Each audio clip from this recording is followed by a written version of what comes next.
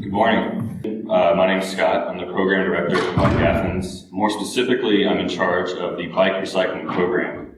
And if you've never heard of us, I'm going to give you a quick rundown of the operation and what we were able to accomplish in 2018. We refurbish donated bikes and give them to Athenians who need affordable transportation. Our service partners, such as Sparrow's Nest, Advantage Behavioral Health, Salvation Army, Action Ministries, Bigger Vision, and Athens Area Homeless Shelter will identify clients who would benefit from a bike, and they send us a request. Volunteer mechanics and staff work on the bikes to donate as the requests come in. They get a bike, a new helmet, some safety information, lights, and a lock. In addition to that, all of our bikes come with a yellow sticker on it. If a yellow sticker bike comes to our shop that needs repairs, we do them for free for the life of the bicycle. If we can't fix it, we will replace it. Since we moved to our shop to 1075 West Broad Street in the summer of 2016, we've seen a huge increase in the number of bikes that we donate to people in need. We see people come to our shop because their bikes are in desperate need of repair. Often they can't afford to pay us anything. We fix their flats, replace their tires, replace worn out chains. When they've destroyed their wheels, we replace them. When their brakes don't work, we don't stop working until they can leave our shop with a bike that can stop in an emergency. We do our best to make sure their bikes are safe to ride again so they can get out into the streets to try to make ends meet. Last year, we donated 137 adult bikes, 53 kids' bikes, logged in nearly 2,000 hours of volunteer service, and completed nearly 200 critical repairs for people who walked in off the street. But the reality is the number is actually higher due to such a small staff. Sometimes we forget to log and prepare. The importance of our shop as a resource for some members of the community is sometimes hard to overstate. Last year, I donated a bike to a man that was in tears as he shook my hand at the thought that his new bike would enable him to keep his job at the chicken plant, keep the apartment that he and his wife were barely hanging on to, because in addition to all that, they just had twins. I cannot imagine what his daily struggle is like, but it's not something that is unique in this town. The greatest part of my job is seeing firsthand the impact that Bike Athens has on the community. Our clients are often overwhelmingly grateful for the work that we do. They understand in very clear terms what an impact having a working bike will have on their lives. Bikes can change how they get to that job, get to the store, go to the library, maybe get to a support meeting, or just to see friends and family. To us, fixing bikes is the easy part. The struggles people find once they ride their bikes away from our shop is perhaps the hardest to fix, but they need to be addressed. And with that, I'm going to turn it over to Tyler and Carmen. Good morning. My name is Carmen. I'm a graduate student at the University of Georgia. Before I was at the University of Georgia, I was working at the Environmental Protection Agency research lab in town. And I'm in the College of Environment and Design studying city planning. My name is Tyler Dewey. I'm the executive director for Bike Athens. I've been working for Bike Athens since about late 2012. A lot of my research is about transportation equity, and so that's part of the reason why we're presenting. Bike Athens is presenting on transportation equity today. So let's go over some terms and how we define equity. Recently, Commissioner Parker, outlined a very clear, succinct definition that we think resonates with us. And its equity is redressed from the historical and current socioeconomic, racial, age, and or ability-related inequality. This definition was echoed by Oboye. He is based out of Chicago, and he's also a transportation advocate. And he indicates that transportation equity is really directing transportation resources to communities that need the most. And so transportation equity is really addressing some of the ways in which specific pieces of infrastructure can be applied to communities that need the most. And that can include sidewalks, public transit, and in our case, bicycles. And so we're going to talk more about transportation equity and why it matters and its impact on Athens. And as was mentioned in the terms, we talk about historical and current inequality and perhaps injustice in the way resources are distributed throughout a community. So we're going to talk a little bit more quickly about the following barriers to mobility and some of the impacts on transportation. So one, we know that land use and transportation are very closely tied. Where we place businesses, where we place centers for growth, where we place housing, all has an impact on how people get around. So this quote comes from the analysis of impediments to fair housing choice, public transportation, and it talks about the way that public transportation, affordable housing, can be very tightly linked. The ability for someone to get out of their neighborhood, get to a job, get around town, impacts how they live and how they interact with the city and can access services. So land use and transportation are linked, and oftentimes they can be used to exclude people from certain areas of town or keep people away from certain opportunities. Of course, we also know that there's historical and ongoing racial bias across the country and here in Athens. So I believe it was either last year or the year before at this conference, they talked about the 2016 needs assessment of the Hispanic and Latinx community in Athens-Clarke County. And one of the barriers for that community, one of the challenges was transportation. We know especially in the last few years, we've seen burdens and challenges placed on how you can get a license, how you're able to drive. We know with the actions of ICE can be very intimidating to be out in public. And so transportation becomes a huge key. Walking, getting around outside of a private vehicle oftentimes is the most comfortable choice for folks. And if there isn't infrastructure to allow you to do that safely or do that easily, it can be very difficult to integrate yourself with the larger community. And of course, in Athens, we know that we're dealing with our own struggles with discrimination. We've seen discrimination downtown. And we know this is also a problem across the country. In Jacksonville, ProPublica did a long piece in the way that the police were handing out disproportionate amount of tickets to African Americans for minor walking violations, crossing outside of the sidewalk, walking on the wrong side of the street. And it was really a way to over-police and control a community. We've seen the same thing in Tampa Bay, over-policing of African Americans while they're riding bikes, and in Chicago. And of course, as Carmen will add on, infrastructure plays a role in that as well. Yeah, so oftentimes the reason why someone might not cross at a convenient crossing is because there is a lack of infrastructure there, and that can be a result of poor planning or poor investment in the area. So we're going to talk about historical and ongoing disinvestment.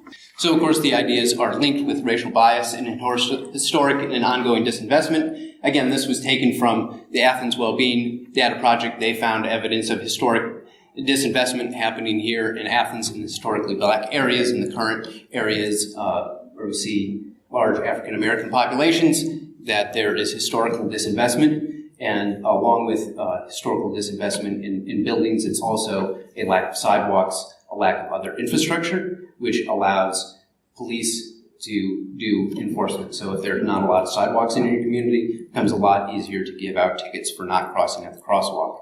If there's not a lot of sidewalks in the community, it makes it a lot easier to write a ticket for walking in the roadway and other minor infractions. And it essentially criminalizes mobility and the ability of being able to get around to where you need to go with ease and with affordability and safety.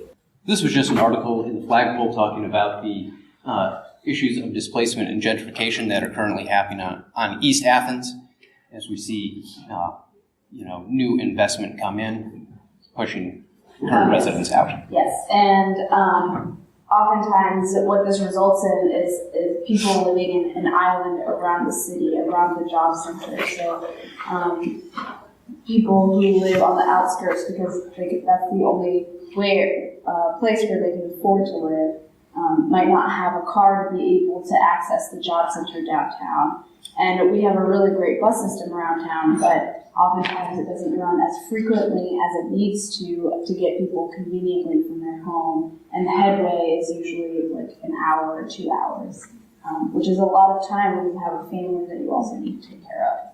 So this disinvestment and mobility issues has possibly led to overrepresentation and is having physical consequences as people of color are potentially overrepresented in biking crashes and pedestrian crashes in Georgia and across the country. In 2012, the UGA Transportation Safety Research and Evaluation Group took one of the deepest dives into Georgia crash statistics that I have seen, and they have this chart of fatally injured bicyclists. So this is bicyclists only, but it's broken down by race and ethnicity. And so we see that 41% of the fatalities are African Americans, particularly African American men, 8% Latinx, 49% white.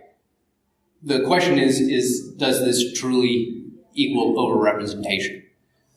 Maybe. We don't really know because there's not a lot of data on how many people are riding.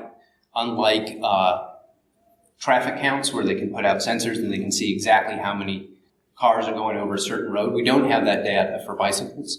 We certainly don't have, sort of demographic data about who's riding bicycles. And oftentimes this is an issue in crash reports. When a police officer arrives at a crash scene and is required to write a report, there might not be some of the check boxes, like is this a pedestrian? If it was a bike crash, a police officer might check it off as a pedestrian crash or a collision because there is no box for cyclists. And so sometimes some of these crash reports can be misrepresented of what actually happened, which is why sometimes the data is somewhat questionable. Mm-hmm.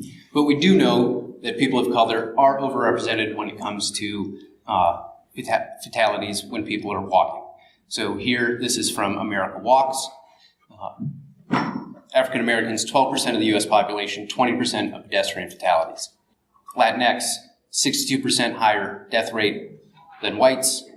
African Americans, 70% higher than non-Hispanic whites. And this data trend was also confirmed this past Wednesday when Smart Growth America released a report on pedestrian fatalities nationwide, and it indicated that persons of color are proportionately more involved in these crashes than white people. And then also persons who are older are also proportionally overrepresented in the crash data, indicating that the older generations might not be able to walk.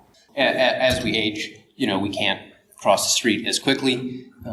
Signal timing is often, so when you're at a crosswalk, if you do have a crosswalk and it has one of those nice countdown timers, those are often calculated on someone they assume is a healthy adult.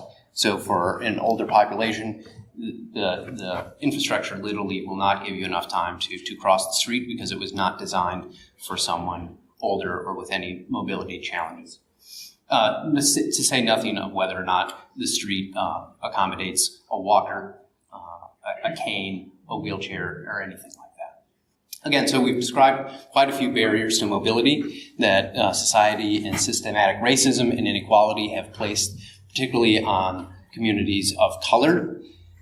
So we see that it's happening, and so we want to we've laid out sort of the injustices that are happening, but we want to come back to that idea that transportation equity is redress. I think the two powerful ideas about equity in general is that it's redress for current and ongoing inequality, and it's about fair, just distribution of transportation resources. So by prioritizing places and communities and neighborhoods that have historically been not invested in or prioritized.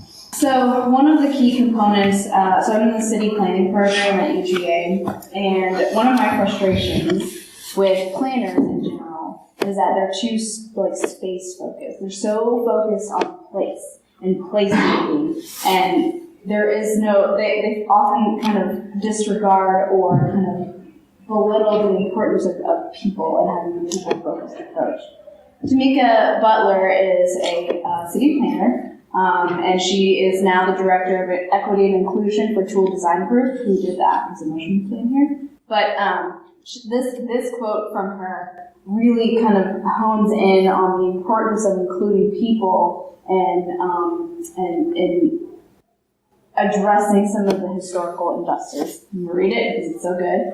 It is clear to me that in the way we build our environments, our cities, our towns, our transportation, we're keeping people in and we're keeping certain people out. We're giving certain people access to mobility, transportation, or economic mobility. And all of this is intentional. And so if the exclusion was intentional, and in many ways I think this is a picture of Broad Street, so we see someone riding their bike on the Desire line on a street that has about 7 lanes of traffic, no sidewalks, there's bus stops, there's no sidewalks, there's no place to ride a bike.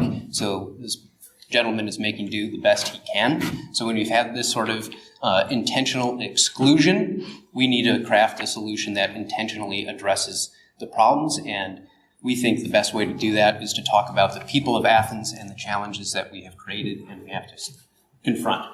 So here's one of the things we've talked about, and when other folks have come to look at Athens, said you have to craft your plan to meet the people. So one of the things we focus on people is where we live.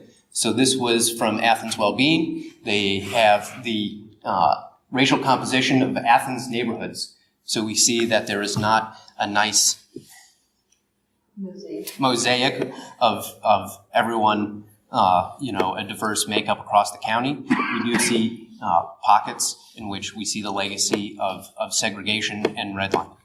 Can you explain the key to the colors? Yes, so the green are white non-Hispanic neighborhoods and households. Blue is African American, yellow is Asian American, and red is Latinx. So 1 dot equals 1 person. And so we can see in East Athens, North Athens is predominantly African American. On the north side, we see pockets of heavy Latinx populations. We also want to talk about what people earn, because as Carmen mentioned, oftentimes disinvestment, a lack of walking, biking, bus opportunities.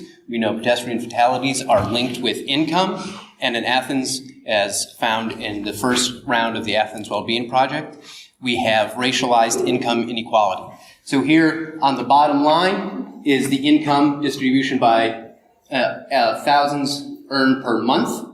So at the right hand of the graph is $8,000 a month coming into a household. On the other end is $1,000 to $2,000. So we can see a racialized income inequality happening in Athens. Black households are on the left, white households are on the right. So if the statistics say that neighborhoods, low-income neighborhoods, have a higher correlation of pedestrian fatalities, in Athens that would play out in that our black households are statistically probably more likely to be at risk for pedestrian fatalities. So transportation equity is the fair, just distribution of transportation resources. I took this from the map of Clarke County school districts, which is some of the red arrows, and then I drew in current bike lanes in blue. It's a little hard to see at this scale, but we can see that for bike infrastructure, a lot of it has been heavily concentrated to be close to downtown, or even more accurately, most often close to UGA properties. So I don't think the laser pointer will pick up. It doesn't work on the screen. But we see, bike lanes along Lumpkin and Baxter lead to downtown. We have the extension out College Station Road, but of course that now goes out to the UGA Vet School.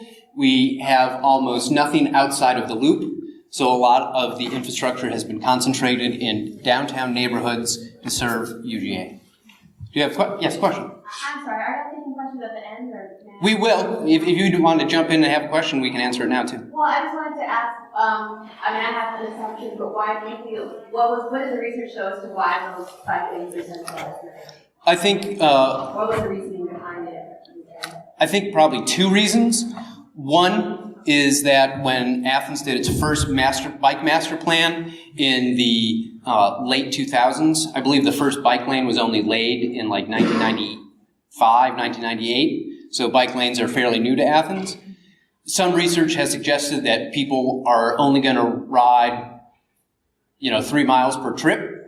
So they started downtown and then went out and built out from there. That's one reason. And 2, I believe the assumption is that UGA is the population that's most likely to ride. And I think that's something that we've seen in our shop is a lot of people, when they think generally about bikes, oftentimes the image that they have in their head is, a middle-aged white guy, maybe wearing leather, or not leather, lycra, wearing a team kit with all the logos on it, when we know that there are a lot of folks who are riding bikes just as part of their daily lives who probably aren't thought of and aren't planned for. So I think in some ways this reflects that, where we have bike lanes being built because planners are assuming only faculty, staff, students are going to be the ones riding bikes. And then the 3 black circles on there's these are the 3 schools that obviously a lot of the schools don't have safe bike access, but these are the ones that also don't have there are no sidewalks, not even like leading up to the school. That's Cleveland Elementary, Bernie Harris, and J.A.J. Harris, so Bernie Harris Lines. So those are the schools that there's no safe way to ride a bike for a student other than sharing the road with traffic, and there's no sidewalk access. And this is also from the Athens Well-Being Project. This is most likely garnered from census data, where the census polled whether or not the household had a car. And we see that there are some, not everyone in Athens-Clarke County owns a vehicle, and some of these places are outside of where there's current pedestrian and bicycle infrastructure. And even if the family has one car, depending on how large the family is, not everyone there's only one car, not everyone in the family can use the car at the same time to go to go to different places. So it can still create, even if there's only one car, can create mobility challenges. Right.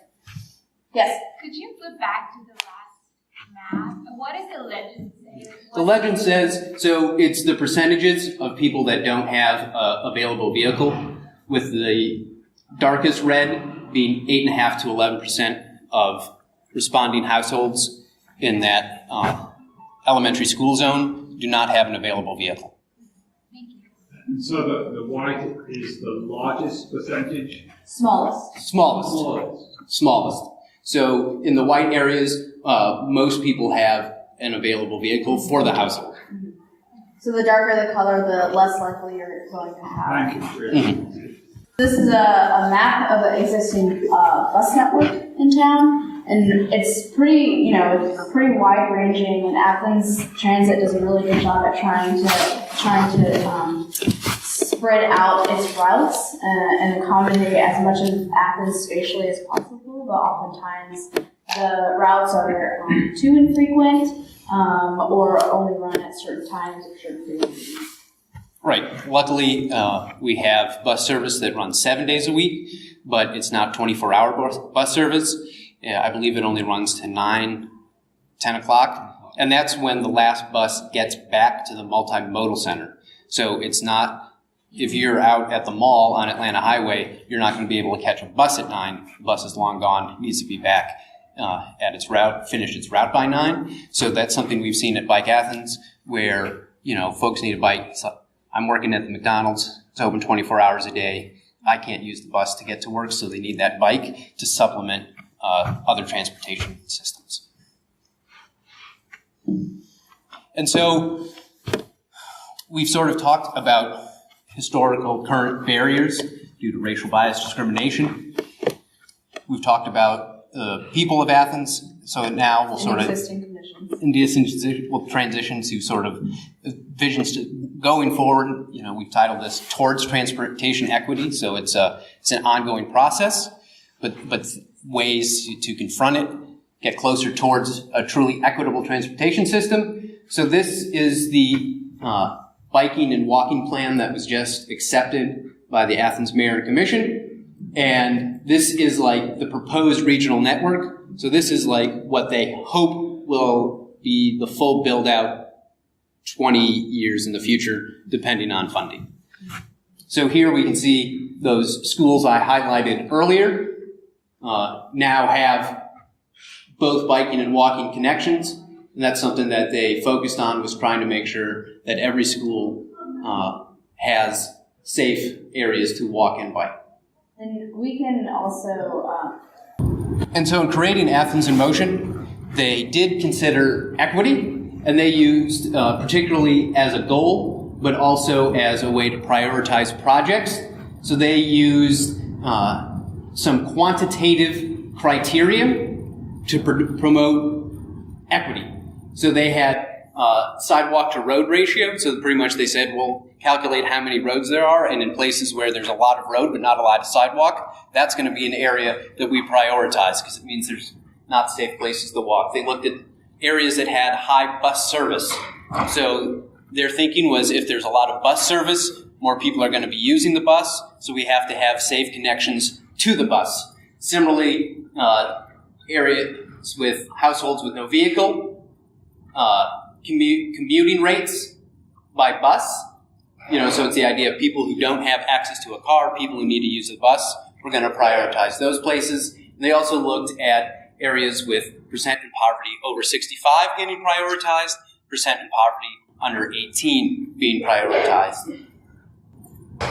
Something that comes up because hopefully as we pursue transportation equity, there will be more investments in areas that have not seen investment. So one of the concerns is definitely if we bring more investment to these communities, will that just lead to more displacement? We've seen that in the past with real estate investment. Now that's why we call it gentrification. You bring more income in, you bring more investment, that ends up raising the rents and pushing people out. So that's something that as we improve streets in areas that need it, we want to make sure that that doesn't raise rents, raise costs, raise taxes, and push people out. So we need to make sure we can't focus, I think, on a siloed, only look on the streets. We also need larger scope improvements like in zoning, tax law, affordable housing to make sure that our streets improve, people are able to take advantage of those improvements, stay in their communities, and enjoy those streets. I think we also, when we say we have to be open and honest about the purposes of improvements, as we mentioned again, in Athens in Motion, in the comp plan, we've seen equity just sort of put out there as an idea without any specific definition, which is why we led off with the quotes from Mariah Parker and Oboye Reed, where this is redress for historical, current, ongoing, oftentimes racial discrimination. This is trying to get communities that need the most, get the most. So we have to be open and honest about what we're doing. It has to be people-focused, not income-focused. As Charles Brown mentioned, you can get more money, you can change your income bracket, can't change your race. So if it's a race-based problem, we have to have race-based solutions. And another issue that's often seen in city planning is public input.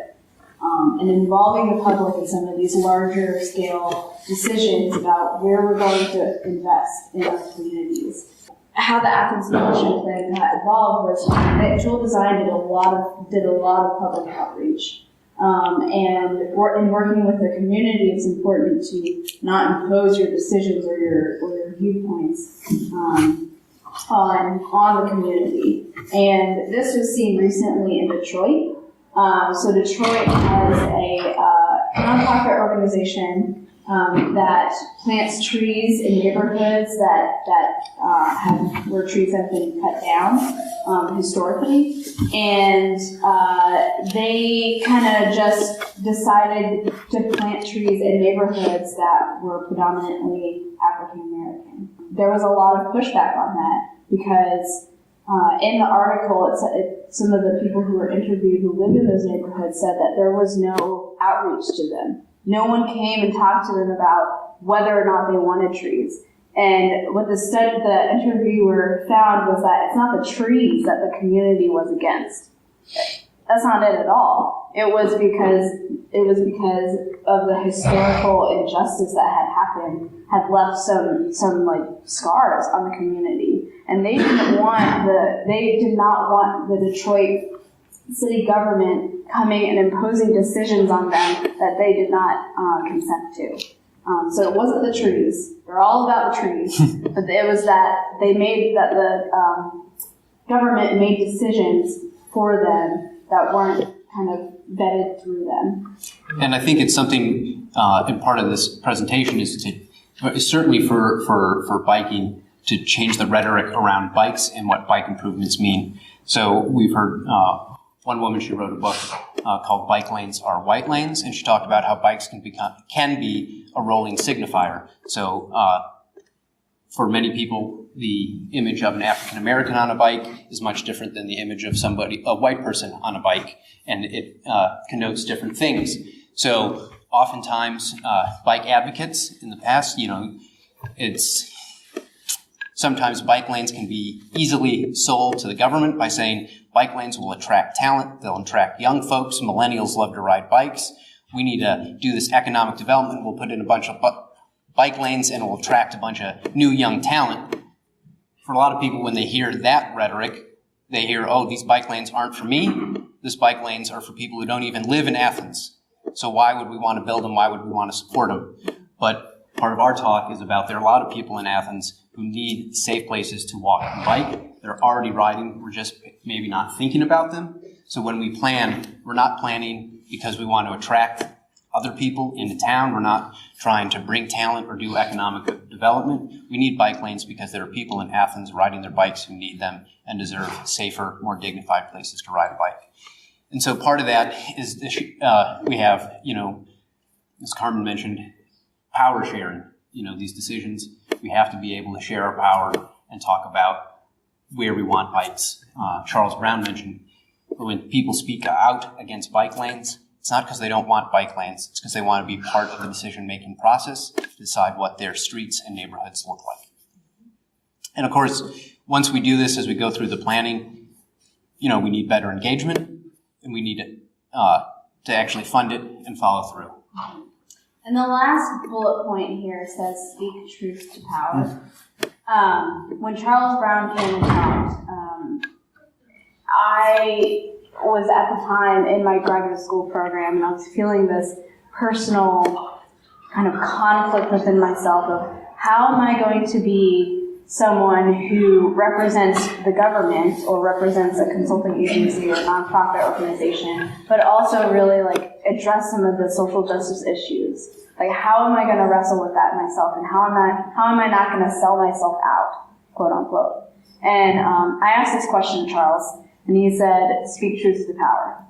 Meaning, to me, call people out, and really make decisions within yourself that will kind of adhere to the principles and definition of equity that we laid out in redress and investing in previously disinvested communities. And my last thing that I'll say is that I really wanted to talk about why I decided to get involved in Bike Athens, because I believe her name was Caitlin. She talks about the importance in these conversations about being really personal. This is a personal moment. I moved to Athens, and I started a job at the Environmental Protection Agency. I was working in a research lab. And I was really gung-ho about the environment, environmental science, we're going to save the planet, we're going to be really sustainable, this is going to be great, save the honeybees, I worked with honeybees, but I found that sitting kind of strangely within myself, because I didn't feel like I was really going to make an impact on the world. So I decided to bike across the country. And this was before I was involved with Bike Athens, so I didn't know anything about biking. I was just biking to work. That's all I knew. And I biked across the country with a group called Bike and Build. And they're a nonprofit that raises money and awareness for affordable housing. And this is the first time I'd ever heard about affordable housing. I was like, what is affordable housing? And then I started doing research on it, and realized the importance of having affordable housing, and realized how privileged I was to be able to have a roof over my head throughout my life. So I biked across the country, and I came back, and I really wanted to continue my volunteer work, so I started volunteering with Bike Athens, and I interacted with some of the clients that we have, and I talked to them about some of their experiences, and then I also, learned about the purpose of Bike Athens. I realized that, biking is often seen as this recreational exercise activity, but really it's for some people it's their daily way of getting home and making a living, and I really wanted to be a part of that. And then I also realized though that there are injustices within that system, where people sell bike lanes as though it's going to magically improve the city and have the city look like what people want it to look like, and that's not necessarily that shouldn't always be true, and that's not true for everyone. So that's how I got involved, and that's why I'm passionate about the work that Bike Athens does, and why I decided to go into city planning. And as bike advocacy evolves, I know when I first got started, it's like, how hard can it be to get a bike lane? It can't be that hard. There's got to be somebody I can call and say, get a bike lane. And it's harder than that. But then you realize, I think one of the struggles we have as an organization, you give someone a bike, and our office is located off of Atlanta Highway. You give someone a bike, and then where are they going to go? And when we think about equity, the powerful thing about equity is, it's the communities that need the most, that get the most. That means that some communities aren't going to get that bike lane first, that we might have to shift priorities. And for me personally, frankly, I'm a very confident rider. Perhaps I don't need a bike lane, I can wait on a bike lane, but we have to be willing to give that up and to say that we need to reprioritize the way our bike lanes are built, our sidewalks are built, to make sure that the people who are relying and doing it anyway are given the dignity and the safety of infrastructure. I don't know how much. Well, we have about 10 minutes, I think, for questions. Yeah. If anybody has any questions? Any questions? Yes.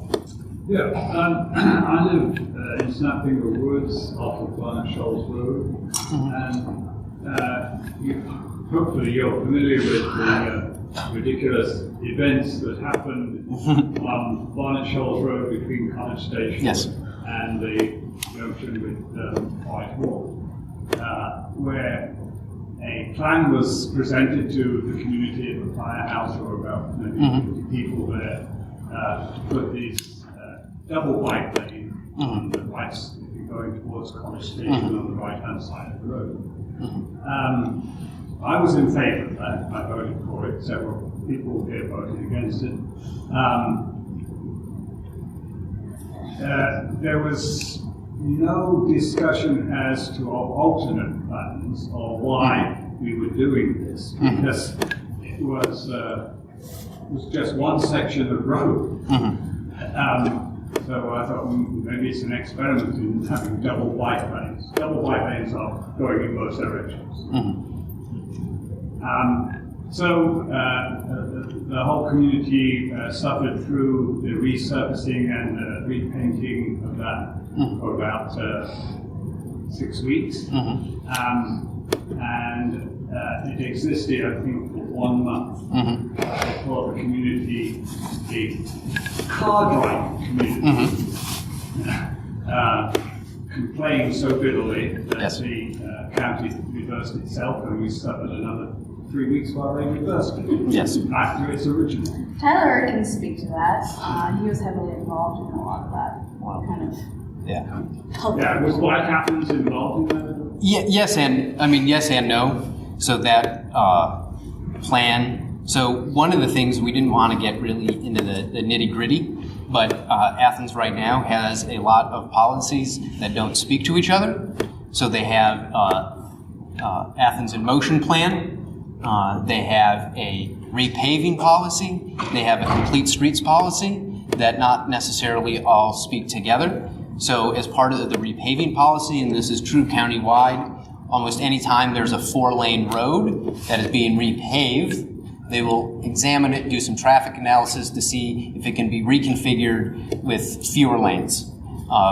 reconfiguring with fewer lanes, usually 2 lanes in each direction with a center turn lane, has marked and immediate safety improvements for drivers, because there's a lot of, when you stop to make a left turn, it causes a lot of crashes. So it's primarily a safety benefit for drivers. Oftentimes, reconfiguring the lanes leaves space for bikes. So we saw with Barnett Shoals, it was an area that long-term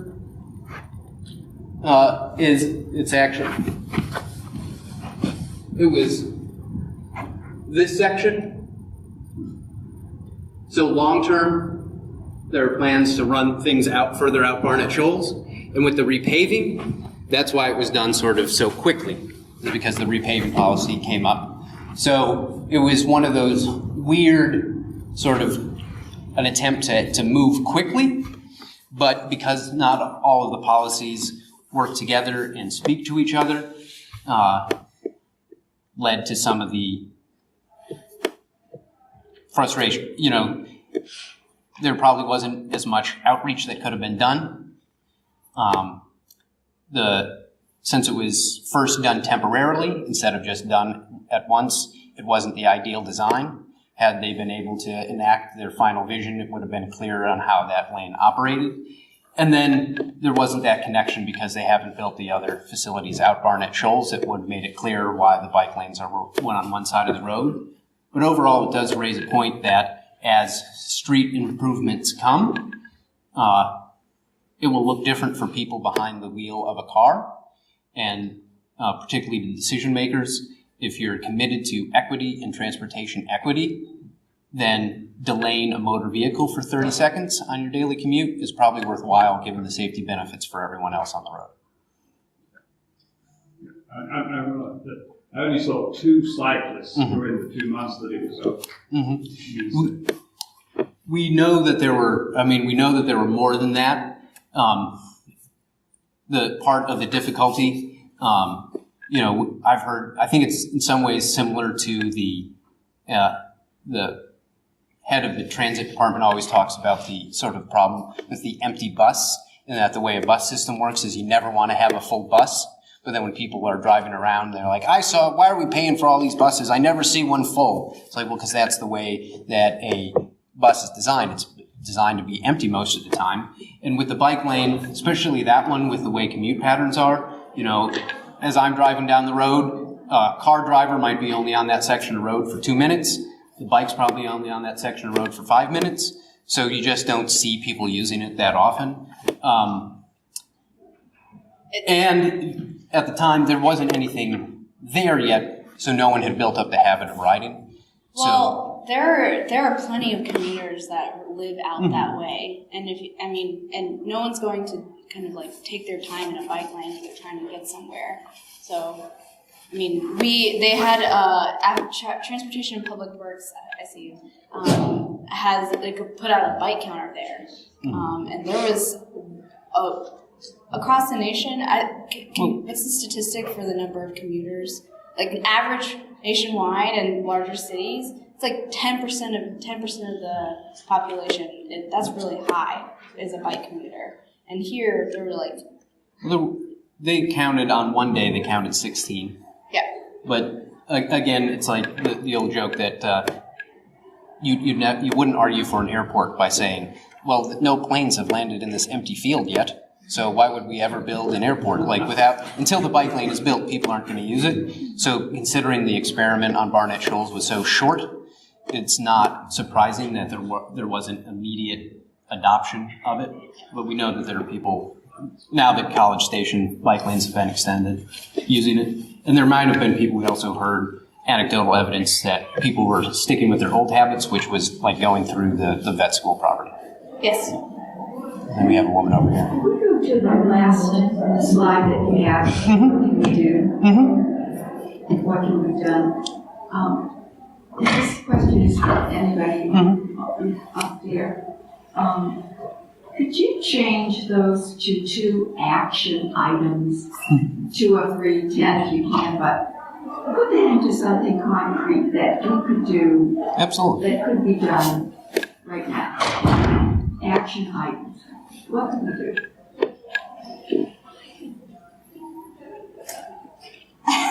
Oh, you want that right now? There's so many. Let's see. I think the biggest part is talking to your commissioner. And I used to be the person who would be like, oh, talking to the commissioner, really? Like, seriously? But ultimately, they're the ones who make these decisions. And they should listen to their constituents. Mine doesn't, but I think talking to your commissioner and being engaged with, and as you are sitting in this room, being engaged with some of the work that's being done. I don't know. Following up with talking to your commissioners, getting beyond the idea of geographic parity being used as something that's equal to equity. It is not. And some of our commissioners feel like equity means every commission district gets some amount of the pie, an equal amount of the pie. And that's really not, clearly from our discussion today, that's not what it means, not what it should mean if we need to solve all those problems. And as residents of 5 Points, we have to be willing to accept that our neighborhood may not get the fancy bike boulevard that we want on Bloomfield Street, because someone else, somewhere else, really needs something like that in their neighborhood. We're fine until we can get everybody up on the same line. As well, another immediate thing that SPLOST 2020 is just going through. They're picking projects. So as you as a voter think about SPLOST 2020, you can think about it through the lens of equity. If you know anybody on the SPLOST committee, you can talk to them and ask them to promote. Think about equity as you're picking projects. Select projects that advance equity the most, and vote that way. Vote for a SPLOST package that promotes equity. You had a question? Yeah. So thank you both for being here and for sharing your personal stories and for the work that you're doing, because I do think it's really important. Can't hear your question at all. Thank you for being here. Primarily what I said was the first part. And kind of building off of what can be done. So I heard from this gentleman that there was pushback to a change that happened, and then it was rolled back. And I heard, and that comes from both sides of the coin. If we wanted to build bike lanes not in 5 Points, you're still going to have, for the neighborhoods that need them, and have individuals in 5 Points saying why. Why aren't we getting that? Yeah. And so how do we market that? How do we communicate it properly? It sounds like there was kind of a rush over here, which is understandable, but I guess kind of from that experience, what did you learn to do better? Or what, I don't know, what was out of your control that needs to be changed from a different angle? So I think correct me if I'm wrong, your question was, how do we better communicate to the wider public about changes that are coming through and why it's important from an equity lens? Yeah. I mean, I think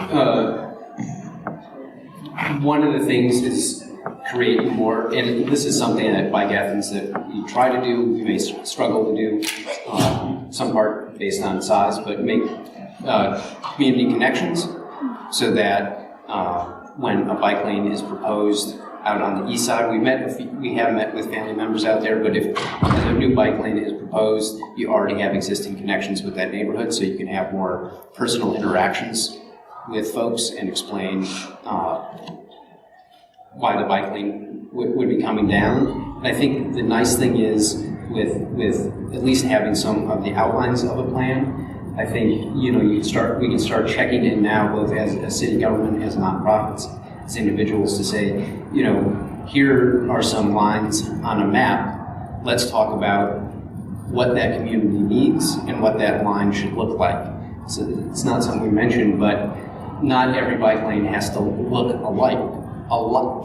So in some communities, it might just be a sidewalk and a street light, In other communities, it might be a separated two-way bike facility, but you have to talk to the community to know what they want their street to look like. We were just hearing in Oakland, they had some community members design their own bike lane, and the kids there, they wanted the bike lane right in the center of the street. So they said, that's where we'd like to ride, because we'd like to be the most visible as possible. So this is what we'd like our bike lane to look like.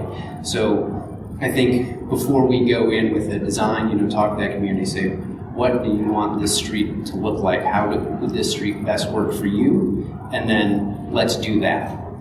Bike Athens also posts regularly some of the transportation projects that are going on, and how it informs or hurts transportation equity in Athens. So, and Tyler's usually the one who does all that. So bikeathens.com.